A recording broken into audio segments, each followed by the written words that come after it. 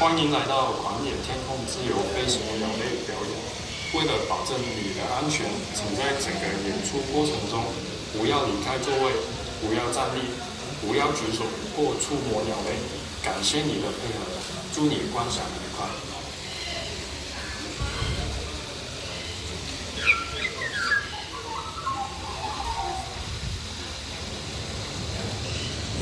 Over 500 million years ago, the first animals started to explore the Earth's surface. 210 million years ago, the first sign of a bird-like footprint suggests that some dinosaurs are already evolving into birds. 150 million years ago, the first bird took flight and made our once empty skies wild. 6 million years ago, the first human created the first footprints on Earth.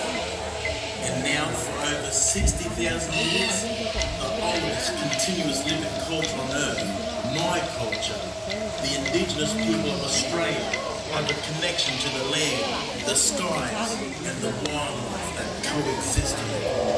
This connection, these stories, the knowledge, they belong to the land.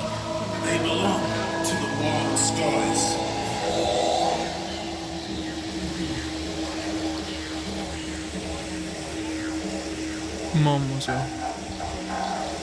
The power of flight has given birds an edge over most other creatures, allowing them to travel further and wider in search of food and live where no other creatures could go.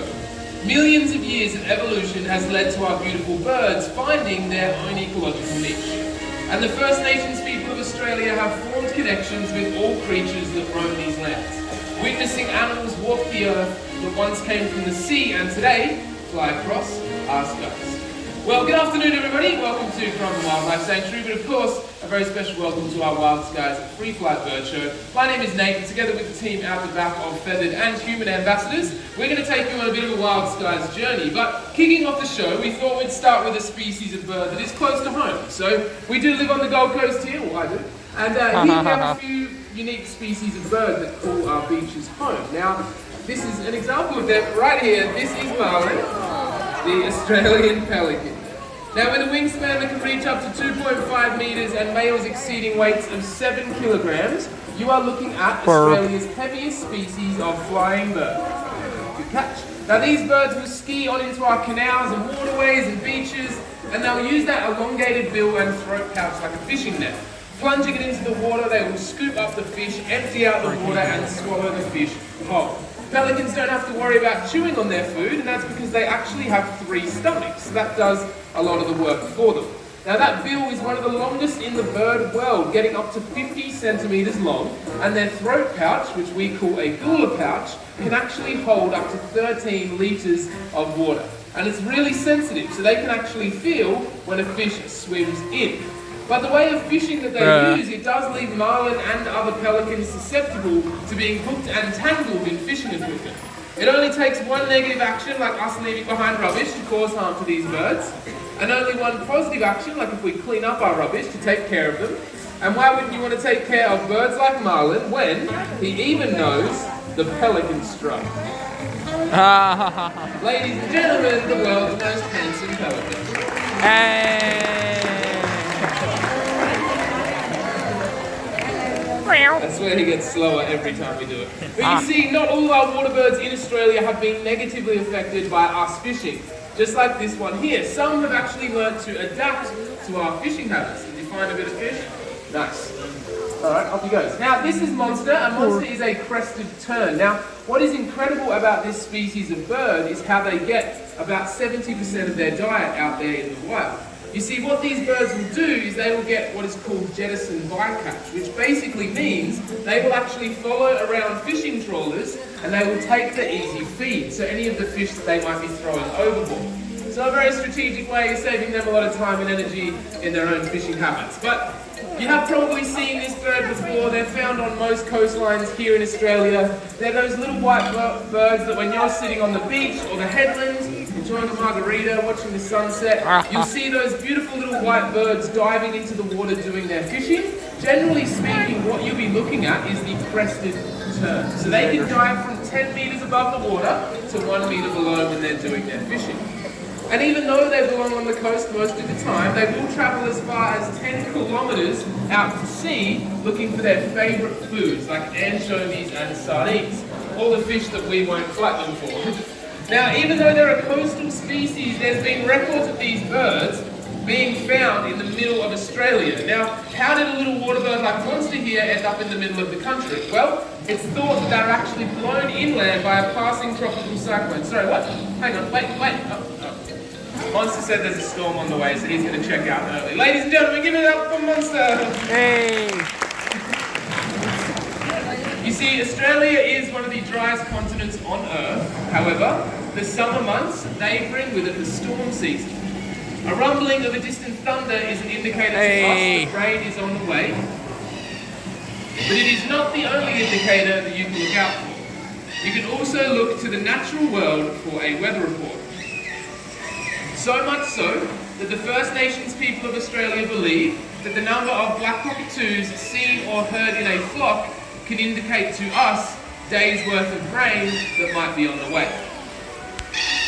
Now, with their large size, their raucous calls and flocking behaviour, black cockatoos are easy to spot as they soar through our Australian skies. But telling the difference between the species, that can require a little bit more attention to detail. So joining me out here this afternoon, I have two beautiful girls, and they make up two different species of black cockatoo.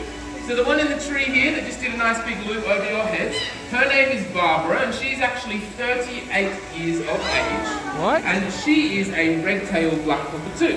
So they can be spotted, of course, by those beautiful red, orange, and yellow colours in their tail feathers. And you'll notice as well that she also has those yellow speckles throughout her head and her chest feathers, and that is because she is a female. If we were looking at a male red-tailed black cockatoo, he would be completely black in colour, besides the red that you would see on his tail feathers. Now the other girl up there in the tree, her name is Licorice, and she is our cheeky yellow-tailed black cockatoo. So she is a juvenile. She's doing what juveniles do best, and that is exactly what I don't want her to do. But she is a yellow-tailed black cockatoo. So obviously they're spotted by their stunning yellow tail feathers, and you notice as well as she sits up there vocalising that she also has those yellow, almost clown-like cheek patches on the side of their face. Now for those of you that are local to the area, you have probably seen a yellowtail once or twice before. They are pretty common in the local area. However, our red tails like Barb are a lot less common. They're more of an inland species of black cockatoo. But these girls are actually ambassadors for their species in the wild, as unfortunately they're facing a rapid decline in numbers due to things like deforestation. Black cockatoos don't build nests to survive in the wild. Instead, they rely on tree hollows for a home, and they can take hundreds of years to form naturally. However, we can wipe down 100 of these trees in the space of a day when it comes to making way for things like modern developments and even our own homes. So conservation efforts like the ones that we have here at the sanctuary are really important for this species of bird, because they are struggling with their numbers out there in the wild. I am proud to say though that here at Currumbin we are part of many conservation efforts that will hopefully keep beautiful birds like our black cockatoos from disappearing to extinction. Ladies and gentlemen, give it up for our beautiful black cockatoos, Barb and Licorice. But from the heat of the day to the setting sun, many animals will rest. But lots of other animals, they come alive at night. And they are known as our nocturnal species. Here in Australia, 70% of our wildlife is actually considered nocturnal. Meaning, whilst we're sleeping, these animals are emerging and bringing the night to life. Now out in the wild, our nocturnal species rely on many things for a home. Just like this tree hollow we have on stage. Emerging from the hollow now, this is gorilla, obviously not a gorilla, she is a masked owl. The largest species of Taito owl in the world. And their superpower is their hearing. As she bobs her head from side to side, she's not dancing, she is triangulating sound towards her lopsided or asymmetrical ears. And she's using that heart or dish-shaped face much like a satellite dish in order to draw sound towards her ears. Now, in doing so, these owls have truly incredible hearing. She can hear the squeaking of a mouse from almost a kilometre away, and she can even hear the heartbeat of that same mouse from up to 10 metres away. So as she spends time with us in the arena this afternoon, you can only imagine just how many heartbeats she may be able to hear. God. And if we stay nice and quiet for these next few flights, you might actually get an opportunity to hear their other adaptation. Being a nocturnal species, they have had to learn to adapt to hunting at night time. So they have also mastered the art of silent flight. They have frayed feathered edges which cut through the air column without making a single sound at all. Completely silent. So as she hunts at night, she can go completely undetected to any prey items that might be on the ground below. But you see, owls like gorilla have had to learn to adapt because the world is changing and tree hoppers are becoming harder and harder to find. So, they're finding homes in things like modern infrastructure, much like our ranger's hut that we have here on stage. Just one adaptation that our wildlife has had to make in order to survive. But owls aren't the only animal that come alive at night. The clues are everywhere, whether you notice them or not. It could be a scuffle in the bushes, droppings on the lawn in the morning, a flash of colour in the tree canopy. You'd be surprised at the unique looking species that might be calling your garden a home and coming alive at night. Just like mumbles, there are beautiful bush stone curlew. But I'm sure you'll agree, when it comes to the night time, of all the animals we think of, owls are obviously probably the first one that comes to mind. Now in Australia, we are incredibly lucky. Across the country, we are home to 11 different species of owl. Now we introduce you to Gorilla, the owl you just met, who is known for her hearing, but we'd actually like to introduce you to another now. Now this species of owl is not necessarily known for their hearing, they are actually more known for their vocalization. They make a two-tone whoop whoop, which sounds a little bit like a small dog barking, and this has led to them having the name the barking owl. Looks like she's got stage fright. We'll give her a second and see, hopefully she'll turn around, otherwise I might need Wendy to go and scoop her up. But the way that they've actually earned their name is because of the vocalizations that they make. These owls will make a two-tone whoop whoop, which sounds a little bit like a small dog barking, and that has led to them earning themselves their name, the barking owl. Now what is impressive about this species is their companion can hear them making that call from a whopping 6 kilometers away. Now hopefully we can get her to fly overhead for you guys today, so that way you can get a bit of a chance to listen to the vocalizations that they do make. But we'll see how we go, because it's important you guys can hear. But from 6 kilometers away they can hear them, but if they can't hear them, well then they'll use their impressive eyesight to locate their companions, but also their prey items. Now when it comes to their prey, they can take down a broad range size of food. So even though they're only a small owl, they can eat small things like insects and mice, but they can even take down larger food items as well, like soft-crested cockatoos, brush-tailed possums, naughty small children, really anything on the menu. Just checking to see if that was Yeah, no, I was definitely listening, and I'm pretty sure you said they eat naughty small children.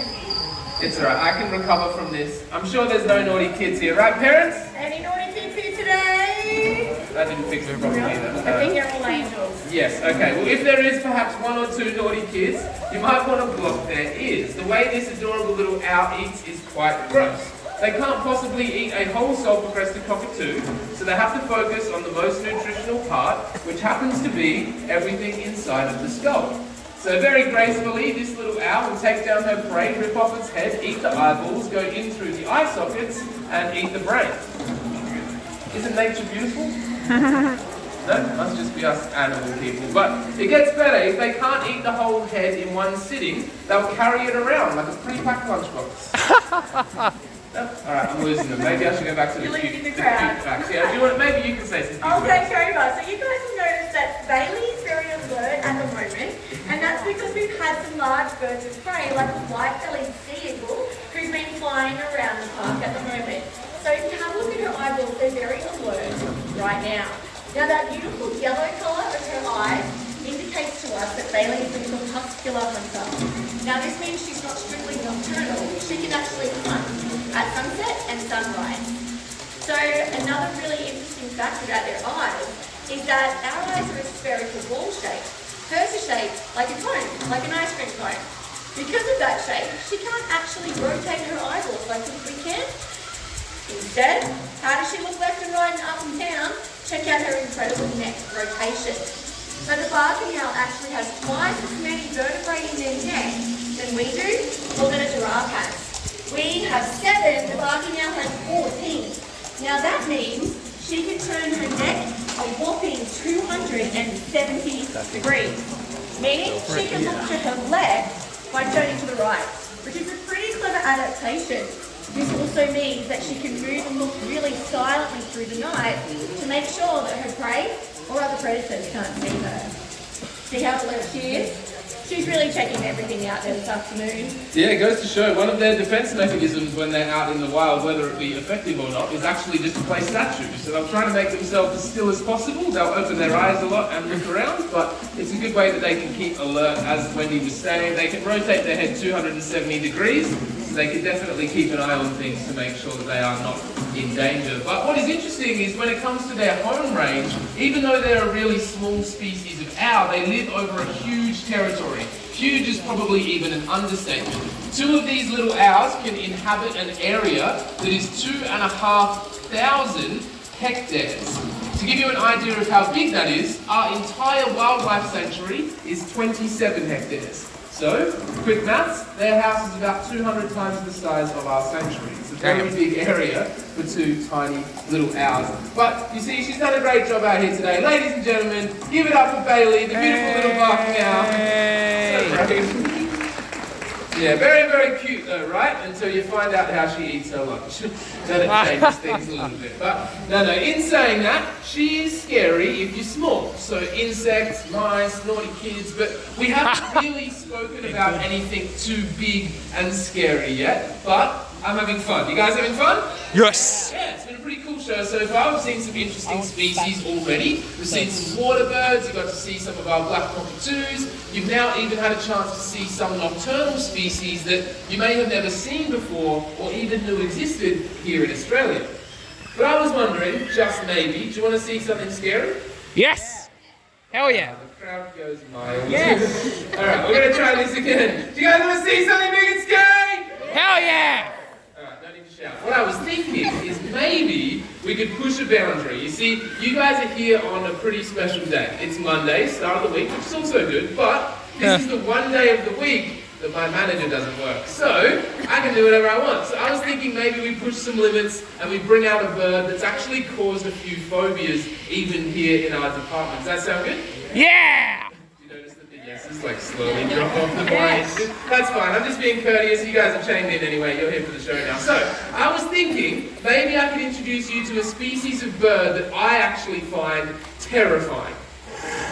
That's them out the back. You see, we are all about dinosaurs and we happen to have the closest living relative to a Tyrannosaurus Rex backstage right now.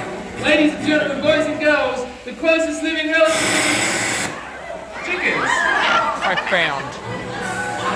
Introducing the Dino Chicks, or the Dino Nuggets, you can choose.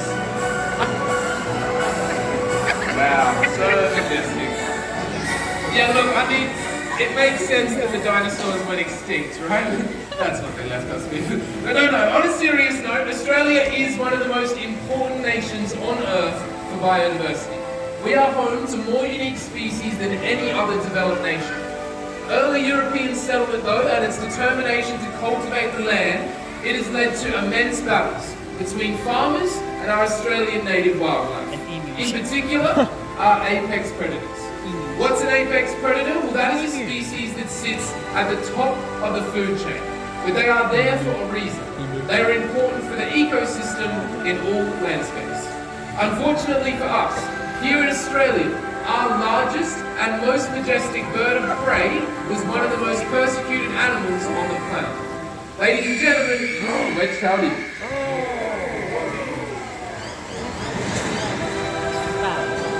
Oh, shut up, mate.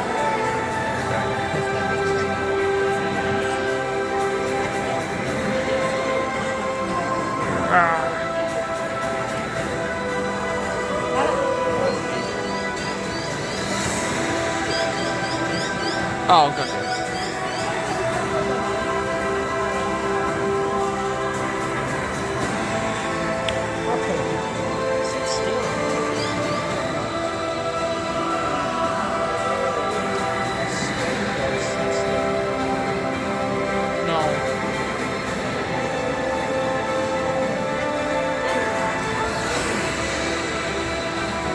As he makes his last few flights, take a chance to have a look at that wedge-shaped tail, which has earned them their name, the wedge-tailed eagle. Ladies and gentlemen, give it up for Brutus, the king of our wild skies, pre-flight birds. Hey! Some very brave mighty birds. You see, eagles are some of the largest, most majestic birds of prey on the face of the planet.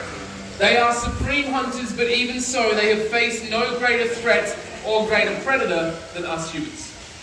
Prior to the 1970s, bounties were offered for the dead carcasses of wedge-tailed eagles in most of our Australian states. They were incorrectly blamed for killing livestock, and in the period of we wiped out close to 1 million, bringing their numbers to the edge of extinction. Now fortunately, with a bit further research, we actually discovered that our big scary aerial predators prefer to eat food they find on the side of the road. So, I'm happy to tell you, in 1968, they became protected. And today, thankfully, their numbers are fighting back.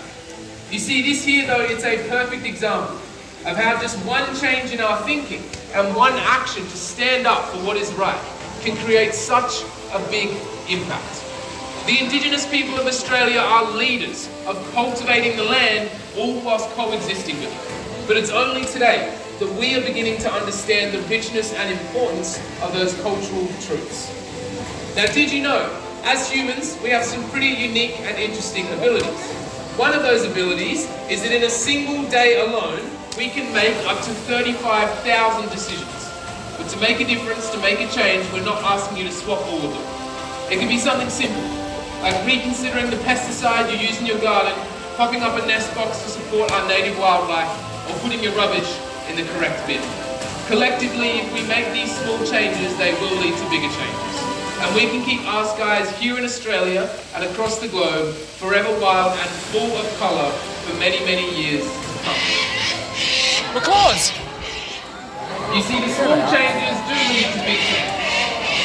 We can create a brighter future for generations to come, for our wildlife, and of course, for our planet.